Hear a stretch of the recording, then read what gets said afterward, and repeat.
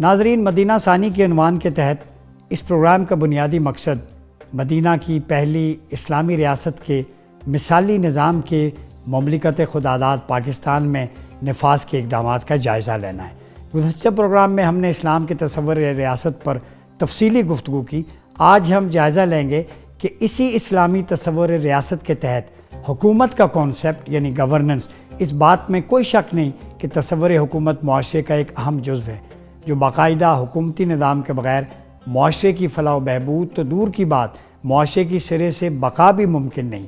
یہی وجہ ہے کہ سرکار مدینہ صلی اللہ علیہ وسلم نے مسلمانوں کی زندگی میں کچھ آرام و سکون آنے کے ساتھ ہی ایک ایسا نظام حکومت تشکیل دیا جو ہمارے لیے صدیوں بعد بھی ایک آئیڈیل ہے۔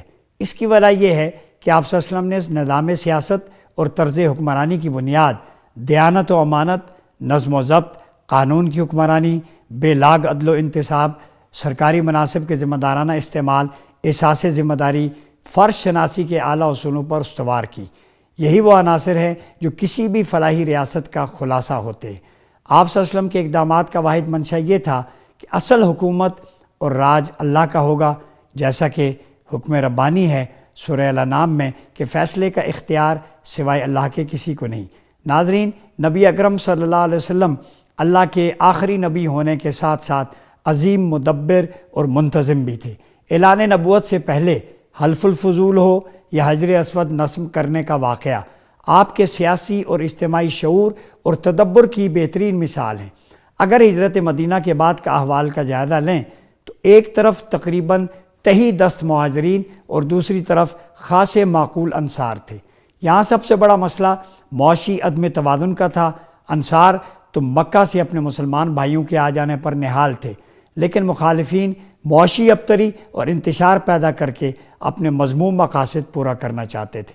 انہی سازشوں کے ماحول میں آپ صلی اللہ علیہ وسلم نے مہاجرین اور انصار میں ہم آہنگی، یکجہتی اور استحکام کا بڑا مسئلہ اپنی سیاسی حکمت عملی سے بخوبی حل کیا۔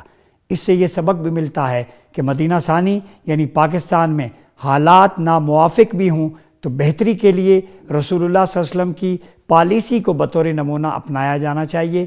آپ صلی اللہ علیہ وسلم کی سیاسی پالیسی کی ایک اور اہم مثال میثاق مدینہ ہے۔ آپ صلی اللہ علیہ وسلم جب مدینہ تشریف لائے تو مدینہ میں کوئی مرکزی نظام نہیں تھا۔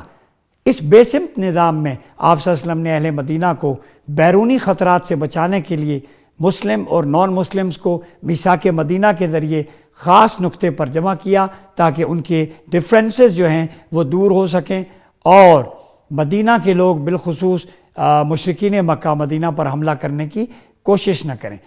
اس مربوط نظام کے تحت چاہے داخلہ پالیسی کی تیاری ہو، اس کے نفاذ پر خصوصی توجہ دی گئی۔ بطور حکمران اور سیاستدان اگلا مرحلہ شہری ریاست کو اندرونی خلفشار سے بچانے اور اسے استحکام بخشنے کا تھا، جس میں آپ صلی اللہ علیہ وسلم نے دوسرے قبائل سے معاہدے کیے، ایگریمنٹس۔ اس سے ایک تو مخالفتوں کی کمی آئی، دوسرا یہ ہوا کہ جو شخص، قبیلہ یا گروہ مسلمان ہو وہ مدینہ یا مضافات مدینہ میں آ بسے تاکہ آبادی بڑھنے سے فوجی اور سیاسی حالات محفوظ ہوں۔ گویا عسکری استحکام معاشی استحکام کے لیے ناگزیر ہے۔ امور داخلہ میں ریاست کے استحکام کا بندوبست کرنے کے بعد آپ صلی اللہ علیہ وسلم کی سیاسی حکمت عملی سے دشمن کی قوت کو توڑا۔ اس سلسلے میں آپ نے پہلی تدبیر یہ کی، مشرکین پر آپ نے معاشی دباؤ ڈالنے کے لیے اقدامات کیے۔ اسی طرح اہل مکہ کے حلیفوں سے تعلقات استوار کر کے مشرکین کو سفارتی طور پر تنہا کیا، یعنی ڈپلومیٹک آئسولیشن کی۔ آپ صلی اللہ علیہ وسلم نے مختلف معاہدوں پر نظر ڈالی تو آپ کی سیاست کلیتاً اس کا مؤثر اصول یہ ہے کہ اس کے نتیجے میں صلح حدیبیہ ہوئی، ایک ایگریمنٹ ہوا جو سفارتی سرگرمی کا پیش خیمہ بنی اور بعد میں فتح مکہ پر منتج ہوئی۔ پھر ہم دیکھتے ہیں کہ آپ صلی اللہ علیہ وسلم نے اندرونی استحکام کے بعد بیرون ملک دعوتی خطوط لکھے، یہ ڈپلومیٹک فرنٹ شروع ہوتا ہے۔